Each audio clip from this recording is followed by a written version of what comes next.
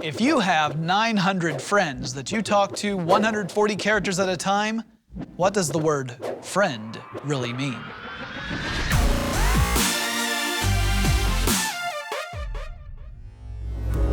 In July 2012, US users spent 121 billion minutes on social media. Now let me break that down for you. In 1 month, that's 231,000 years worth of Bieber retweets and Instagrams of what you had for lunch. Now some people worry that this might be a bad thing, that we could actually be rewiring our children's brains so that Generation Z no longer has any way of knowing how to interact in the real world, and they might even lose the ability to use sarcasm. Yeah, right. If social media is not a real interaction, what is? Is talking on the phone a real social interaction? Or is writing a letter with a quill pen a real social interaction? These are ways that we have breached both space and time in order to communicate. So isn't social media just the next step?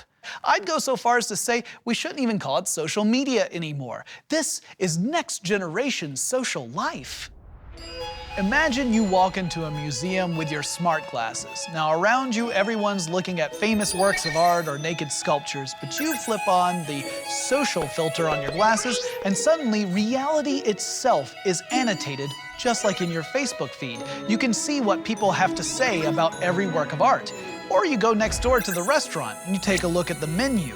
There you can see what people in your network have liked. Now, just a couple of generations ago, once you graduated high school, you could expect to encounter those people and interact with them about as frequently as you would play tennis with a plutonium core. But today, because of Twitter and Facebook, I can't go a day without knowing that my old chem lab partner had yet another breakfast burrito. Seriously, Victor, you have a problem. Could this be redefining the meaning of friendship? Anthropologists like Robin Dunbar believe that there are a finite number of real friendships any human being can keep. So your brain can maintain about 150 meaningful friendships, and that's it. So, has social media blown this number into the stratosphere? Well, not yet. The average person on Facebook has about 190 friends, and the average person on Twitter interacts with between 100 and 200 people. So, we haven't drastically altered the social landscape yet. But will we in the future? Social media changes through the emergence of behavior of literally billions of people from around the world, all behaving under local rules, creating unpredictable mass patterns. So it's dictated by your niece who corrects everyone's grammar, or that coworker who absolutely insists on sharing every single photo of a cat in a cardboard box ever. But it's not all frivolous.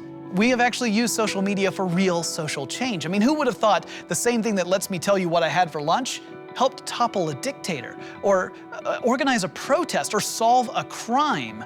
So what if all of our social interactions are limited to 140 characters? I think we'll still be able to keep that social herd all together, even if that herd does include a few LOLcats.